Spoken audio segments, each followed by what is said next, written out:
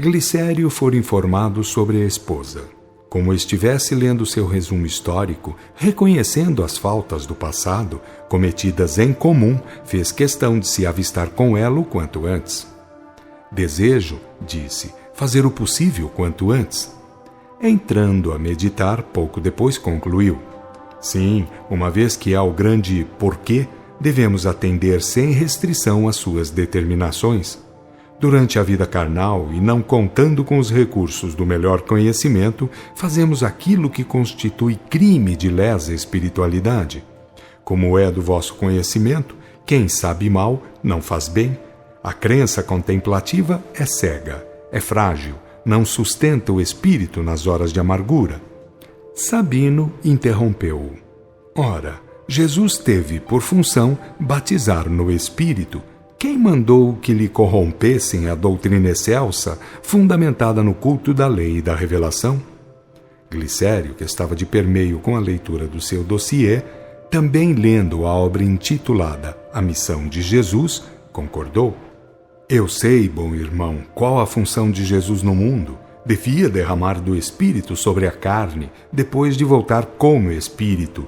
Li muito bem, porque filo dezenas de vezes, o capítulo 2 do livro dos Atos e o capítulo 14 da primeira carta de Paulo aos Coríntios.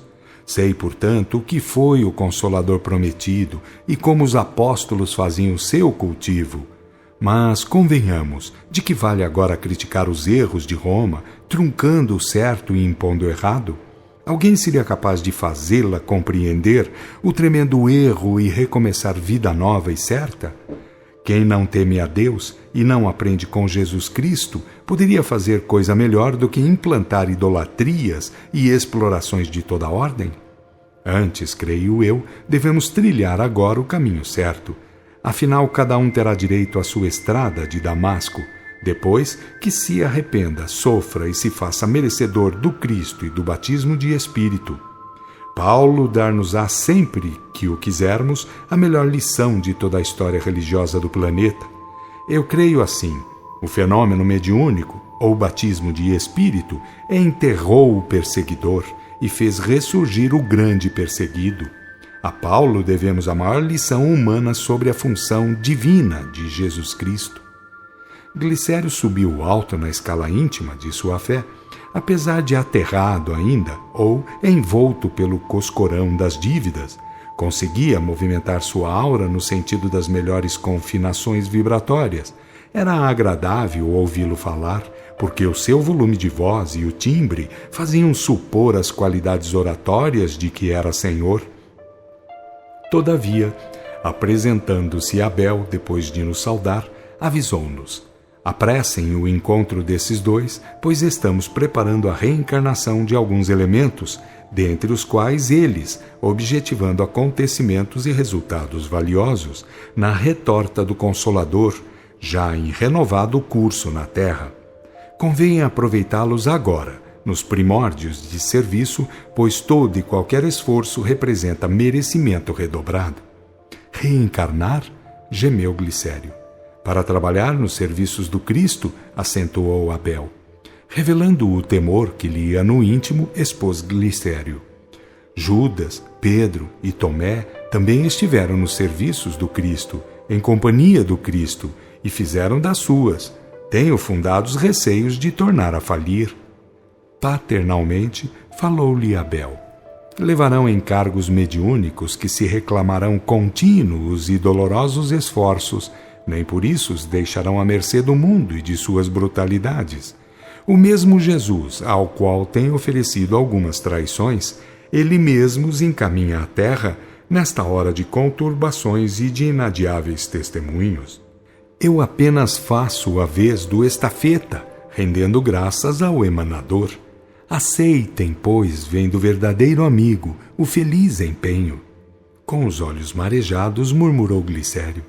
Antes falou a ignorância, agora fala a sabedoria. Eu irei, e rendendo graças, infinitas graças. Abel abraçou-o, lembrando-lhe: quanto mais se compenetrar dos deveres e mais trabalhar pelo bem comum, encetando espontâneos serviços na seara consoladora, tanto menos sofrerá. Leve em mente esta advertência. Deus quer compenetração dos deveres e não sacrifício, trabalho e não ladainhas melosas. Perante a lei que aciona a justiça, mais convém não praticar erros do que pedir desculpas e lambetear a dor.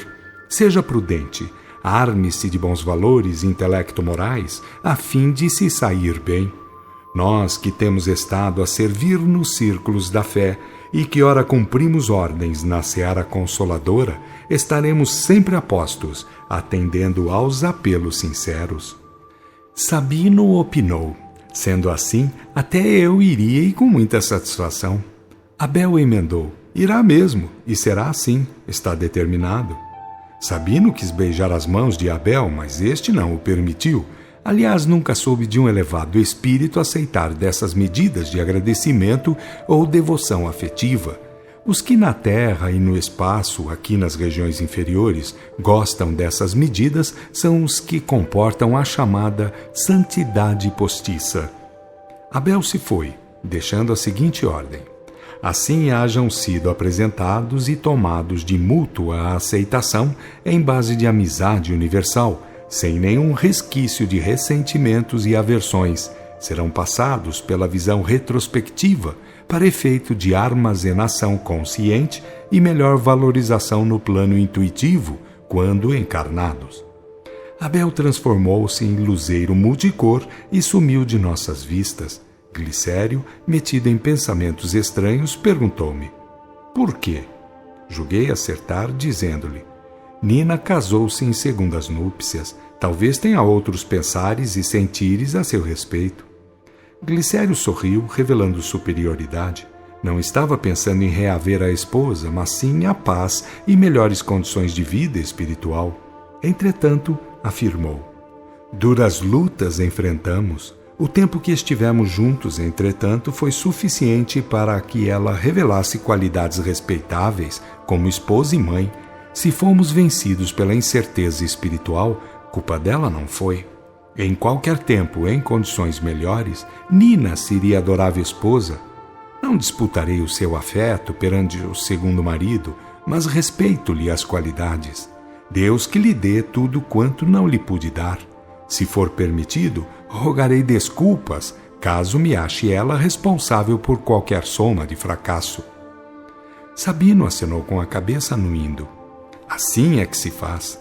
Quis aproveitar o estado de coisas, indagando: Glicério, quer ir a ela ou quer que venha a si? Acho bom ser cavalheiro, pois não?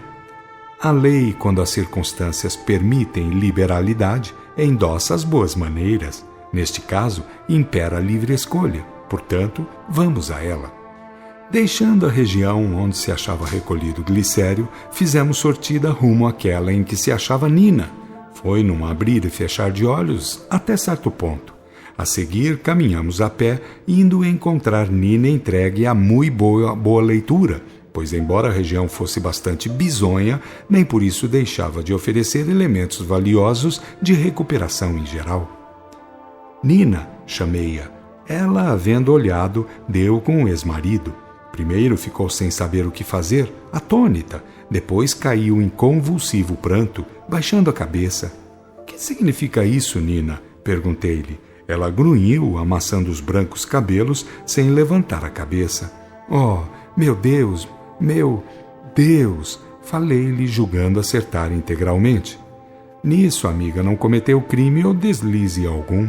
Nem viemos aqui para lhe custar desgostos, e sim para dar encaminhamento a novos serviços.